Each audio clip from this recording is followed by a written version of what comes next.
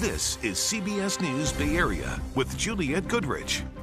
I am Sarah Donchi in for Juliette. In a city full of problems, the drug crisis in San Francisco is at the top of the list. A disaster in plain sight that seems to be getting worse.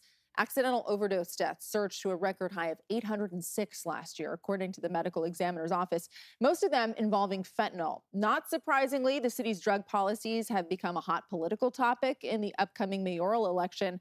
Wilson Walker was there as several candidates joined people marching in the streets, calling for solutions.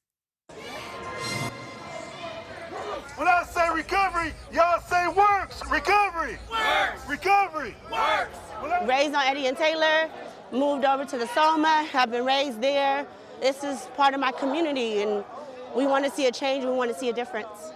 Crystal Morales, one of those who showed up to march through the Tenderloin as part of a call for changes in this neighborhood. We want a safe community for our children. We want a safe community for our families.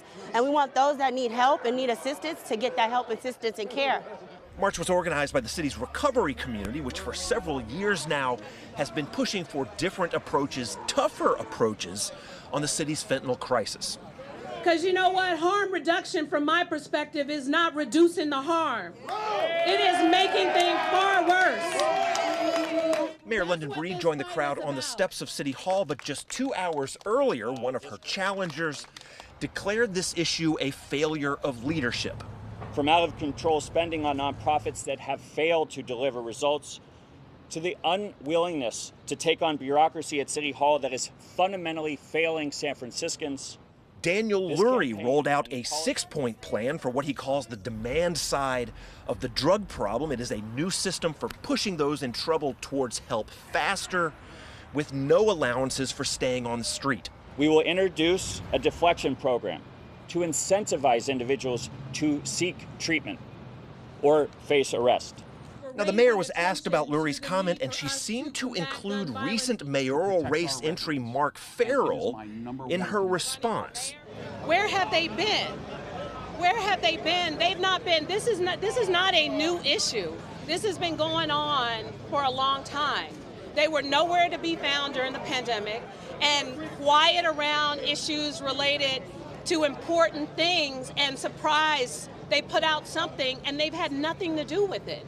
So with the election more than 250 days out, the discussion is already taking shape. Who has the answers for the problems that have cost so many lives, vexed the city, and frustrated so many residents?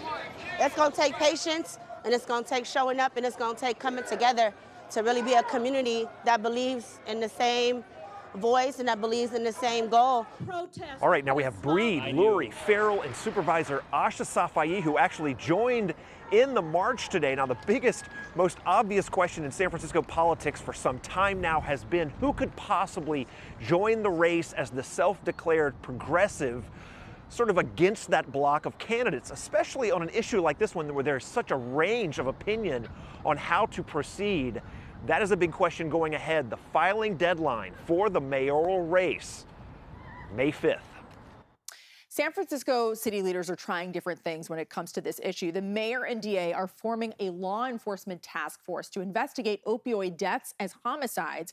Voters will also get to weigh in on Mayor Breed's ballot measure to require drug screening for some welfare recipients. The CHP and National Guard also cracking down on drug trafficking in parts of the city.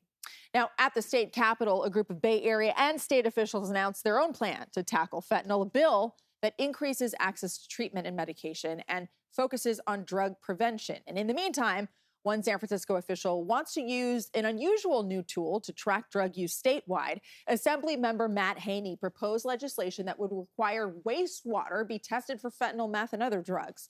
The results would be reported to the state public health department. They're still working out details of how exactly that would work. And tonight, CBS Evening News looks at how the feds are ramping up their efforts in the fight against fentanyl. Here's Nora O'Donnell. Hey, Sarah. Our in-depth look at America's fentanyl crisis. We see how the DEA is cracking down on pill presses that can turn out thousands of deadly drugs by the hour. We've got that and more headlines tonight here on the CBS Evening News. Southbound 280 back open in San Francisco after a wrong-way driver caused this nasty crash just a couple of hours ago. This is a look from our helicopter.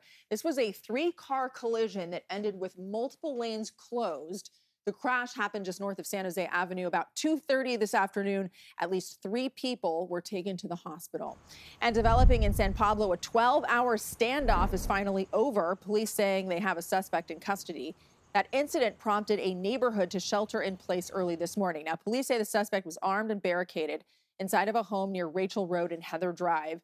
Neighbors were asked to stay inside until further notice with their doors and windows locked.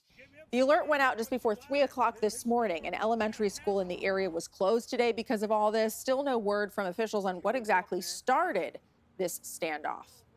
In Sonoma County, a water rescue mission turned even more dangerous after deputies say the person drowning started fighting her rescuers. This happened yesterday on the Russian River. Deputies responded to the Johnson's Beach area after a 911 caller said someone was being swept down the river. But things took a surprising turn once deputies jumped in to save her. Photojournalist Rick Villaroman has details on the river rescue. It could have ended in disaster.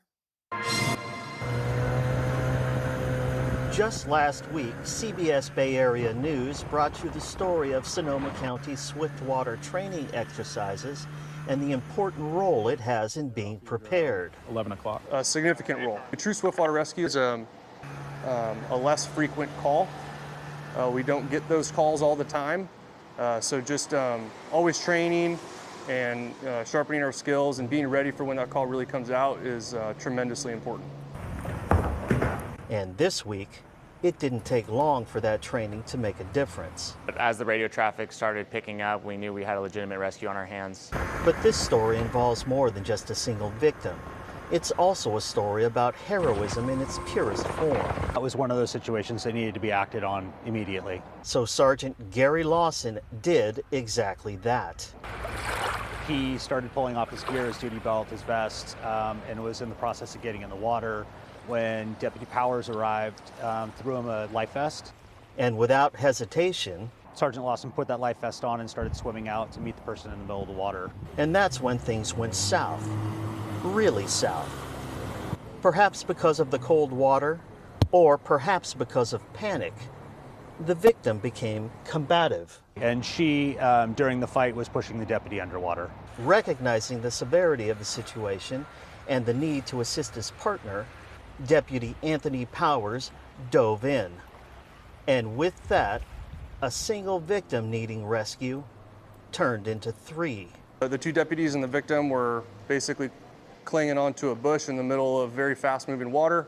So when rescue units reached all parties, it was a little surprising to hear. We want you to take her first because she's fighting us, and we can't take care of ourselves while we're taking care of her.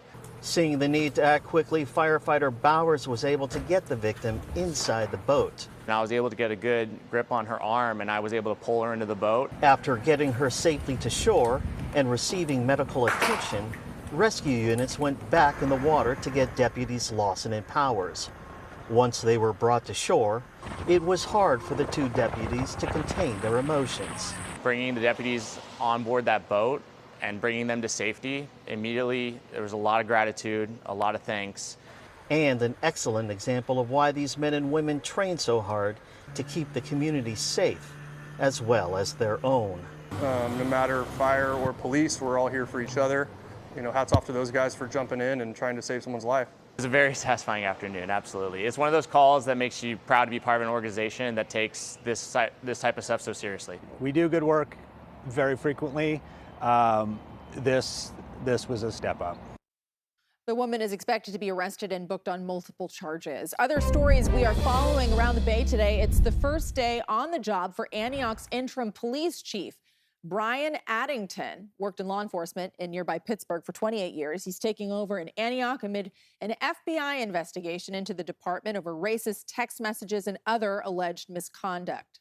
San Francisco police looking for the person who might have set 2 Teslas on fire over the weekend. It happened in Soma. Surveillance video shows someone lighting papers on fire on top of the tire of a Tesla Model Y. Moments later, the car was burning. About 30 minutes earlier, just a block away, flames also destroyed another Tesla.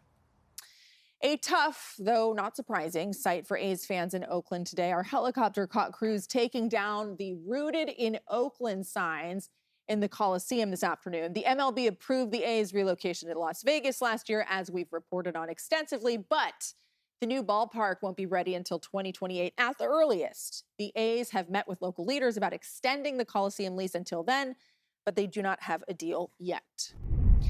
All right, talking about our weather, what a gorgeous weekend, and we are starting out the week dry. It won't end that way. Chief Meteorologist Paul Hagan looking ahead to more rain. Before we talk about that, though, I have to say this was the nicest weekend we've had in a while. Yeah, but since I think the week between the conference championship and the Super Bowl, we had a warm, dry weekend, but really the only other one we've had that's been dry so far in 2024. Before the wet weather returns, it's going to be a little chilly out there tonight. Temperatures dropping down to anywhere from 3 to 8 degrees below average by early tomorrow morning, but that still leaves us a good 5 to 10 degrees above record territory, and we are going to warm up back to near normal temperatures tomorrow. I am tracking those rain chances a bit farther down the line, coming up in the full forecast. Paul, thank you.